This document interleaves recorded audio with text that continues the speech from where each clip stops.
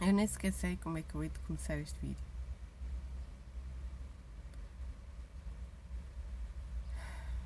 Acho que tenho que admitir que tenho que fazer um vídeo e tenho que falar para o vídeo. Estou-me a rir porque rir é o meu coping mechanism para lidar com o stress. Se este vídeo for para o ar, é provavelmente porque não foram vídeos para o ar durante bastante tempo, por eu estar a lidar com o inferno na Terra. Enfim, este é uma espécie de vídeo de super partilha íntima de coisas que me acontecem e que afetam a minha produtividade, entre outras coisas, os vídeos que estão nas plataformas nas quais eu ponho vídeos a tentar criar conteúdo que seja informativo e útil para vocês. A razão pela qual estou a passar um mau bocado prende-se com o facto de ter chegado à minha vida, à minha realidade, uma coisa com a qual eu tenho dificuldade em lidar. Porque, objetivamente falando, a nossa proporção de sofrimento ou apoquentação em relação a alguma coisa tem a ver com essa coisa, mas tem a ver com... é difícil para nós lidar com essa coisa. E uma das coisas que é muito difícil para mim lidar é com ser maquiavélico. Maquiavélico, estão a ver aquelas pessoas que põem a inteligência ao serviço da maldade e que destroem, manipulam, minam coisas que outros podiam estar a fazer e a construir com um sentido de missão ou simplesmente com autenticidade. Para mim, lutar contra ou defender-me de coisas dessas é particularmente penoso e difícil, porque recebo isso com uma carga emocional muito, muito, muito negativa. Quando alguém faz alguma coisa a mim ou a outros, não precisa de ser a mim, senão que essa pessoa está só a tentar destruir, está só a tentar ser má porque má, está só a tentar aproveitar-se, isso a mim desarma-me, isso a mim destrói-me, porque perverte o princípio da humanidade, que é nós estamos aqui para tentarmos funcionar juntos e ajudar-nos uns aos outros, porque uns contra os outros não dá. Então esta situação vem de... eu vou ter que ter cuidado a falar, porque não posso injuriar outras pessoas ou implicar outras pessoas ou outras organizações ou outras empresas aqui. Nem sei se aplica segredo de justiça, mas sei que isto é um processo. Quando a pandemia chegou, isso afetou muita gente. E afetou em particular as pessoas relacionadas com entretenimento, cultura, arte, organização de eventos, turismo, circulação de pessoas, intercâmbio de estudantes e investigadores, que é tudo áreas nas quais eu me movimentava. Como todas as crises, porque é isso que representa a palavra crise, são também oportunidades de transformação e de reformulação de objetivos. E foi isso que eu tentei fazer, sinceramente.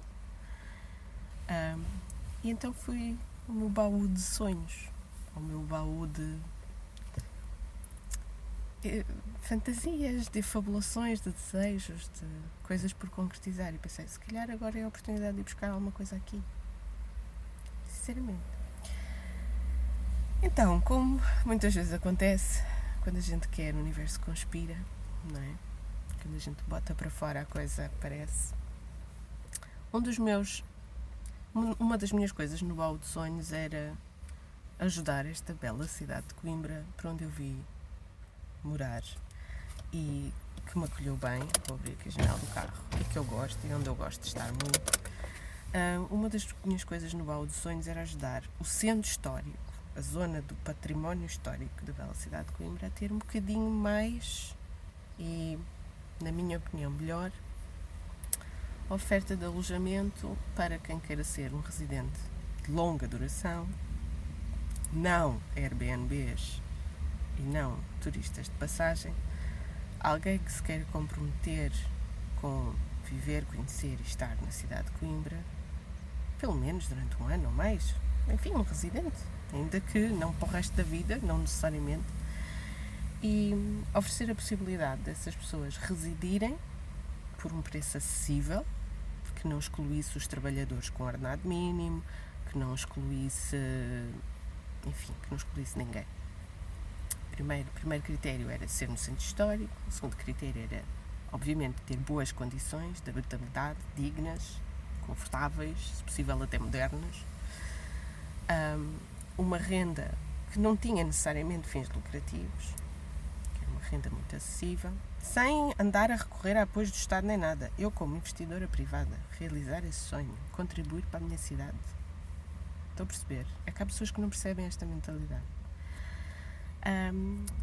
E o outro critério era que este alojamento fosse mais do que um alojamento, em que as pessoas fossem acolhidas, em que lhes fosse dado aconselhamento, como se movimentarem na cidade, o que fazer, onde é que é preciso para arranjar isto, onde é que é preciso para fazer aquilo, organizar também os passeios ao fim de semana ou ao final do dia, os convívios, haver espaços de tertúlia, haver momentos de partilha, ser um lar, ser uma casa, ser um lar, ser um sítio que acolhe, que transforma, que é essencial nessa fase da vida em que as pessoas se encontram.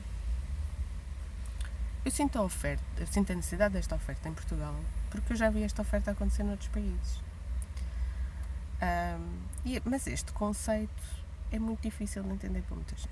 Enfim, foi uma telenovela, não vou contar aqui a telenovela toda, mas o momento em que, quando a gente quer o universo conspira, foi que apareceu um imóvel na área da Unesco, no Centro Histórico de Coimbra, que era o único que era remotamente acessível a todas as minhas poupanças, todas. Então, reparem no contexto, nós estávamos na pandemia, eu não sabia quando é que a minha principal atividade profissional, que é a consultoria em relação às viagens, turismo e intercâmbio com o Japão, eu não sabia quando é que isso ia recomeçar. E eu tirei todas as minhas poupanças, todas. Foi um completo salto de fé. Fiquei com 2.500 euros na minha conta, a minha única conta, à ordem. Para vocês terem uma ideia. E tornei-me proprietária de um imóvel histórico, num loteamento do século XVII, no Centro Histórico de Coimbra. E começou aí a saga. Porque quando vocês compram coisas que são antigas, vai-se resolver um problema, descobrem-se 3. É assim. Enfim. No verão de 2021, a coisa estava finalmente pronta para começarmos a pensar na fase seguinte deste projeto. A fase seguinte deste projeto não poderia ser logo, como eu tinha inicialmente pensado, uma fase em que eu podia realizar todo o meu sonho de uma vez só. Eu precisava de pagar as despesas que tudo tinha feito, não é? Ao nível da aquisição e dos arranjos e tudo mais. E já sabia que era capaz de haver ali um ano em que eu ainda não podia realizar o meu sonho completamente. E tinha que tentar sondar as águas. Contratei um consultor imobiliário, porque eu sei que a consultoria é relevante para aquilo que se quer fazer, eu faço para turismo, portanto sei que é importante, eu não percebo de imobiliário, portanto contratei um consultor imobiliário, que me ajudou muito, e que me deu a entender quanto é que eram os valores médios de renda por metro quadrado naquela área, etc, etc, etc. Porque, reparem, um dos meus objetivos iniciais era que a renda fosse acessível, portanto eu tinha que saber o que é que estava a ser praticado, para saber o que é que eu podia pedir sendo acessível e ao mesmo tempo dar a entender que eu não estava a fazer concorrência desleal às outras pessoas. Aquilo era um projeto diferente. Ok, essa fase avançou. Há uma determinada pessoa que visita um determinado destes estúdios e que parecia muito transtornado. Eu não vou dar muitos detalhes porque eu não posso dar muitos detalhes. Vocês já vão perceber porquê. Esta pessoa parecia muito transtornada, muito desesperada e muito em necessidade de um espaço até um determinado valor. Aquele estúdio que ele estava a ver já não estava disponível. Ele insistiu para ver, mesmo depois de eu informar que já não estava disponível, que quem tinha visitado antes já tinha confirmado. Mas ele insistiu para ver e expressou necessidade de uma solução rápida para 3 meses seguintes, para aí. E eu fui parva, porque pensei, ok, este ano ainda é para testar as águas e ver como é que isto funciona. Na pior das hipóteses, existe um outro semestre universitário a começar em janeiro e alunos estrangeiros e professores estrangeiros e outras pessoas irão precisar de alojamento entre o dezembro e o janeiro.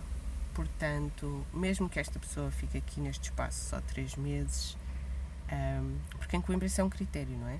Para muita gente que quer fazer alugueres, vou dar aqui um à parte, para muita gente que quer fazer alugueres ou até vendas em Coimbra de imobiliário, há que pensar na questão do ano letivo, porque é quando há a rotatividade dos espaços aqui na cidade de Coimbra, essencialmente relacionados com a universidade e o peso da universidade na movimentação de pessoas, mas também os serviços hospitalares, mas também outras coisas. É essencialmente, os arrendamentos, os contratos, são essencialmente por ano letivo aqui em Coimbra. Então muitas vezes as pessoas, até eu própria, quando eu alugava casa aqui em Coimbra acontecia, as pessoas não querem dizer, você quer alugar só de setembro a dezembro, não aceito, porque depois em dezembro eu não consigo outra vez fazer um contrato, porque as pessoas que vieram para setembro já estão todas com casa, estão a perceber? Então há muito esse discurso aqui. Mas eu estava a ter um discurso interno otimista nesta situação, porque o rapaz estava tão desesperado que eu me convenci a mim própria que era mais importante ajudá-lo do que pensar em mim, nos meus interesses, nas minhas necessidades também. Ok, então ajudei esta pessoa. Depois, numa fase a seguir, afinal já não era esta pessoa que ficava responsável pelo contrato do arrendamento, era a empresa na qual esta pessoa trabalhava, porque era a empresa na qual esta pessoa trabalhava que ficava o nome dessa empresa no contrato e era supostamente a empresa que ia pagar a renda. Eu achei isso estranho e nunca tinha feito isto antes e nunca vou voltar a fazer. Mas mais uma vez tentei ir ao encontro das expectativas das pessoas. Eu nem sequer estava a pensar que isso pudesse dar um problema mais tarde, porque eu estava a ser tão clara, eu pensava que estava a ser tão clara e tão transparente na questão de qual era a minha missão ali, qual eram os objetivos, qual era aquele tipo de lugar, qual era o objetivo. Como é que se previa que fosse a convivência entre as pessoas que ali estivessem, para que é que aquilo servia. As pessoas tinham que se identificar com aquele estilo de vida para estarem ali. A coisa não correu bem, por vários motivos. Eu posso dizer que eu pessoalmente sou uma pessoa que não considero um assunto ligeiro e não considero um assunto sem problemas o consumo de substâncias. De uma maneira que altera a nossa capacidade de funcionar, comunicar e tal. Trocar, vender, consumir, chamar outras pessoas para consumir até muito tarde, fazer muito barulho. Não sou puritana, cada um diverte-se como quiser. Agora, eu já vi muita gente destruir a sua vida por alcoolismo, por toxicodependência, pessoas próximas de mim. E então para mim isto não é leve. Para mim isto causa-me ansiedade, para mim isto causa-me repulsa, para mim causa-me sofrimento. Eu quando vejo uma pessoa que sistematicamente consome, chama outros para consumir, faz barulho até não sei quantos, tem um certo comportamento, eu começo a achar que, primeiro, aquela pessoa precisa de ajuda, segundo, eu não quero estar perto daquela pessoa, ao mesmo tempo que eu quero ajudar, mas não quero. Quero que ela procure ajuda no sítio que deve ter, mas eu não quero estar exposta a isso. Eu não quero ter nada a ver com isso. E já nem estou a falar da questão da insegurança, que também é verdade, porque quando se fala com as pessoas que estão em estados alterados de consciência são mais violentas, não só a falar, mas são mais violentas mesmo. A questão de que podemos estar a atrair pessoas que têm outro tipo de recursos, até de coisas que transportam consigo e com as quais podem causar dano a outras pessoas. Então toda aquela situação de cada vez que havia uma interação ao longo do tempo era mais surreal para mim. E eu ficava do lado de fora da porta, apesar de ser a minha propriedade. Ficava sempre mais surreal para mim. Para além disso, eu não me estava a entender com a tal empresa, eu não estava a receber os pagamentos que eu esperava receber daquela empresa. Eu trabalho com contratos de arrendamento registados nas finanças e passo sempre recibos. Bom, a questão não é essa. Tudo sempre registado nas finanças e pago sempre os meus impostos e passo sempre recibos. A questão não era essa. Então, não conseguimos entender-nos. Queriam que eu lhes telefonasse, não queriam nada por empresa. Queriam que eu lhes telefonasse, não queriam nada por escrito, por e-mail. Chegou uma altura que eu já achava que não podia confiar, não é? A determinado momento uma pessoa deixa de confiar e já queria as coisas por escrito. Por escrito, eles não queriam as coisas. Mandavam e-mails completamente surreais, em que, sabem quando vocês estão a ler uma coisa, e às vezes isto também acontece quando nós estamos a ouvir uma pessoa falar, e a gente pensa, para quem é que esta pessoa está a falar? Parece que está a falar num palco. Ou escrever. Parece que está a escrever num palco. Está a escrever já para se defender? Ou está a falar já para se defender? Estilo Karen, estão a ver? As cenas da Karen, em que alguém caminha ao lado de uma Karen, muito perto, e a Karen diz, você magoou-me, partiu-me o braço. E a gente pensa, what? Eu só caminhei e passei por ti. Que fita é que tu estás a fazer? E ela está a dizer, estão a ver aqui pessoas à volta, estão a ver, esta pessoa passou por mim, magoou-me, partiu-me o braço. E estou a pensar, mas porquê é que tu estás a fazer um show? Então os e-mails que eu recebia da outra parte eram um bocado assim, que show é este? What? E nunca lá foram, fisicamente, apesar de eu ter insistido com o meu inquilino que o chamasse lá, que articulasse, eu considerava o rapaz que lá estava a morar, o meu inquilino, que articulasse com as pessoas, venham cá presencialmente, vamos falar presencialmente aqui. Nunca lá foram, nunca lá meteram os pés, que eu saiba, apesar de eu os ter convidado. No fundo eles supostamente estavam a pagar a renda dali. Muito estranho, gente muito estranha. E olhem que eu sou receptiva à diferença. Sei que sou, tudo isso. Esse é o meu trabalho. Mas não há cultural gap que valha para quando as pessoas têm desde o princípio má intenção. Então, as coisas tornaram-se piores. E esta é a parte em que eu acho que eu não posso, sinceramente, acho que legalmente eu não posso falar num vídeo do quão mal as coisas se tornaram. O que eu posso dizer é que eu estava a ter despesas, eu não estava a ter dali o que eu precisava, que era o pagamento, porque eu próprio também tenho as minhas despesas com o pagamento das aquisições e das obras e das remodelações. Estava a ver a situação muito estressante e muito mal parada. Eventualmente a situação acabou por resolver-se da seguinte maneira. Resolver-se achava eu que estava resolvido. Depois de uma determinada conversa, tornou-se claro que sim, que ele ia sair. Eu nunca precisei de chamar a polícia, ou melhor, eu escolhi nunca chamar a polícia. Eu não chamei a polícia, eu não forcei um despejo. A pessoa saiu no dia que decidiu sair pelo seu próprio pé. Eu estava lá, pessoalmente,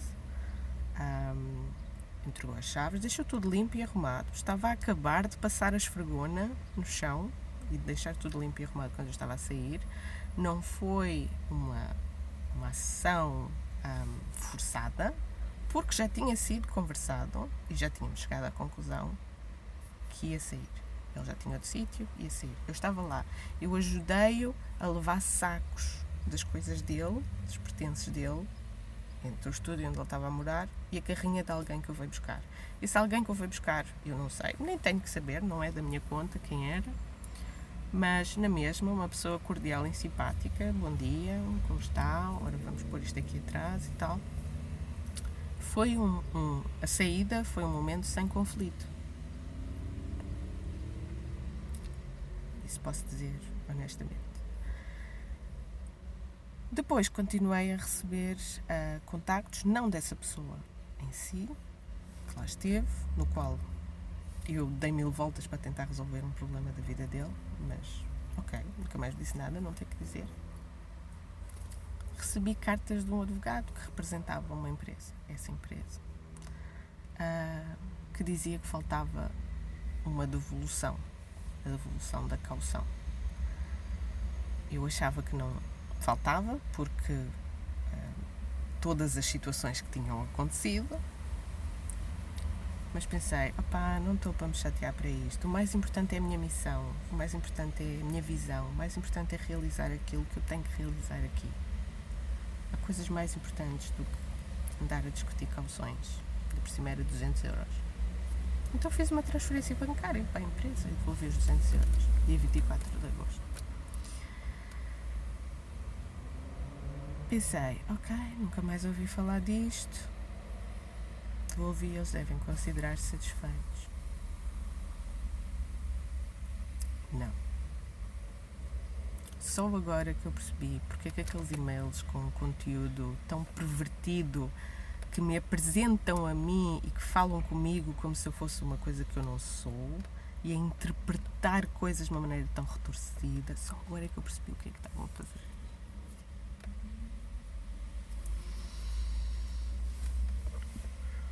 Então esta pessoa a qual eu tentei ajudar, acima de tudo, e dei 30 mil voltas para ajudar, e aceitei colocar num estúdio, não é quarto, estúdio, completamente equipado, com cozinha, com casa de banho, com cama, com mesas, com cadeiras, com porta direta para a rua, sem passar pela casa de mais ninguém,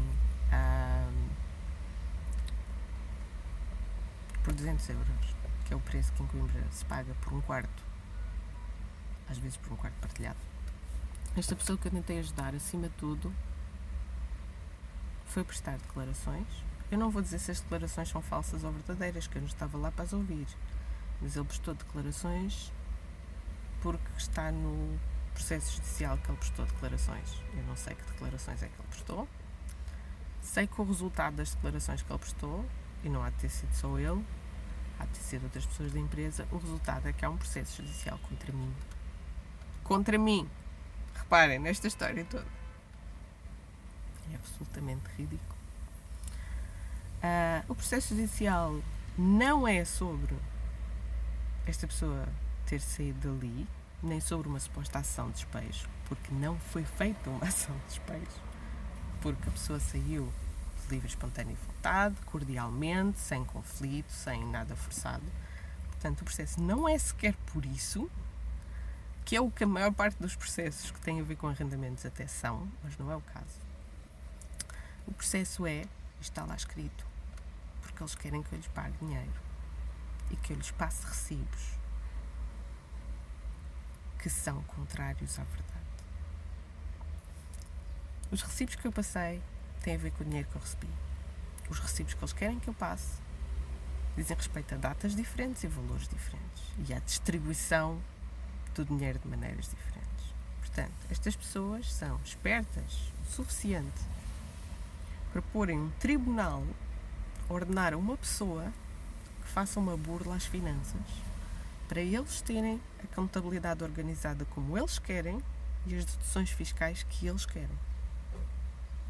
E o mais louco disto tudo é que isto não só se pode fazer, como aparentemente eles têm razão, de uma maneira muito retorcida. Quando eu recebi um determinado valor, eu passei logo um recibo desse determinado valor. Recebi 400 euros, que era supostamente renda 200, caução 200, passei um recibo de 400 euros naquela data. Eles querem, está lá escrito no que querem, que é isto que o tribunal aceitou como um processo judicial. Eles querem que eu anule esse recibo e que eu passe um recibo de como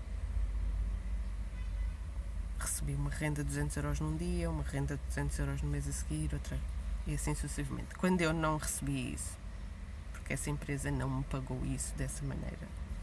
Essa empresa pagava os cochichos e variava os valores que pagava, e eu não considerava que isso estava a cumprir os critérios de um pagamento regular e expectável de rendas.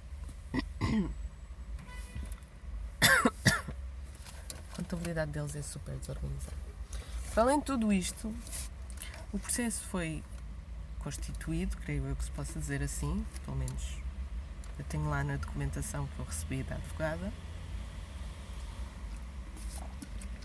uma data em que eu sou constituída arguida, que é posterior à data em que eu devolvi o dinheiro da caução.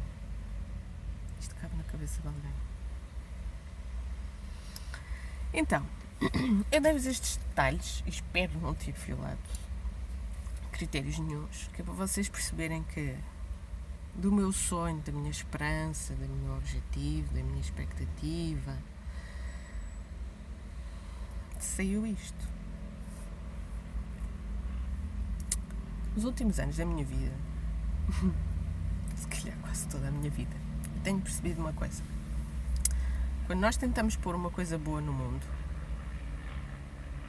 e vou usar uma expressão que é uma asneira, se houver crianças tapem os ouvidos.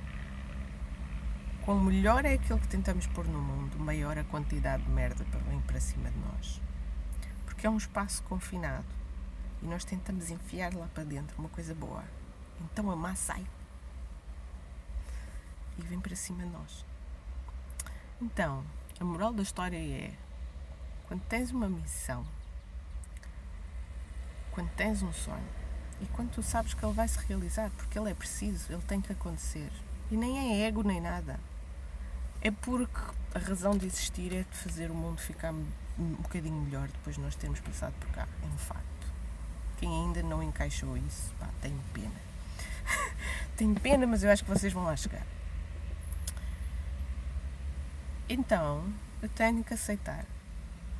Isto tudo é para uma self-pep talk para mim também. Eu tenho que aceitar que sempre que eu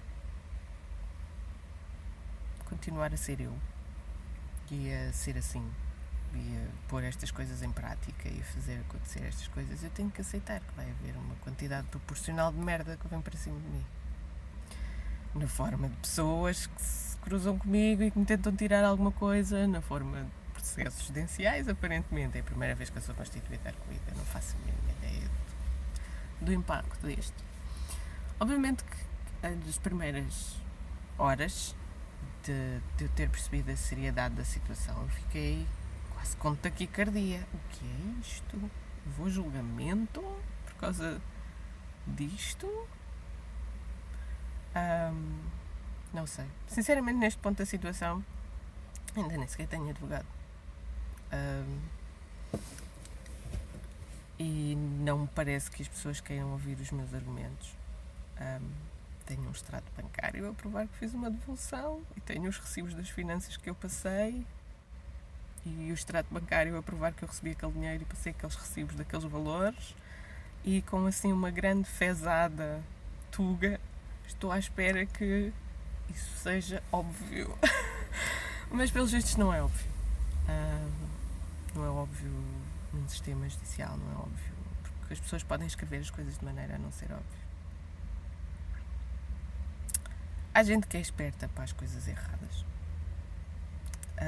Eu não tenho esse tipo de esperteza e também não ambiciono tê-lo. Neste momento eu estou, e isto vai demorar alguns dias, neste momento eu estou a encaixar a lição. A lição é: eu tenho que aceitar que quanto mais bem quiser fazer, mais mal me vai atacar. E vocês têm que encaixar isso também, porque sinceramente eu acho que isto vai sempre acontecer. Nós temos é que ter capacidade de lidar com isso. Lidar com isso emocionalmente, lidar com isso em termos práticos, tentar defender-me deste processo. E sobretudo lidar com isso de uma maneira que é não hipotecar os nossos sonhos e não hipotecar a nossa missão. Eu tenho neste momento ainda a propriedade deste imóvel e tenho neste momento ainda a felicidade, genuinamente a honra de ter alguns inquilinos que eu sei que estão a usar aquele espaço para realizarem os seus sonhos, para crescerem, para passarem por uma fase das suas vidas em que eles vão ser a seguir essa força transformadora do mundo. E o facto da minha missão estar a realizar-se e a multiplicar-se noutras pessoas dá-me energia. Eu só tenho que conseguir não bloquear com ansiedade, com stress e com a confusão que os outros causam. Eu só tenho que conseguir não bloquear essa energia de continuar a fluir e a multiplicar-se. Portanto, ok, há uma primeira vez para tudo. Guess what? Aparentemente há uma primeira vez para ser constituída a corrida no processo. Eu nem acredito que eu estou a dizer isto. Portanto, se vocês tiverem visto menos vídeos, é porque eu estou a lidar com isto e provavelmente a ir a consultas de advogados e audiências em tribunal. E a flutuar entre rir-me descontroladamente, porque isto é ridículo, e chorar compulsivamente porque não quero ser presa.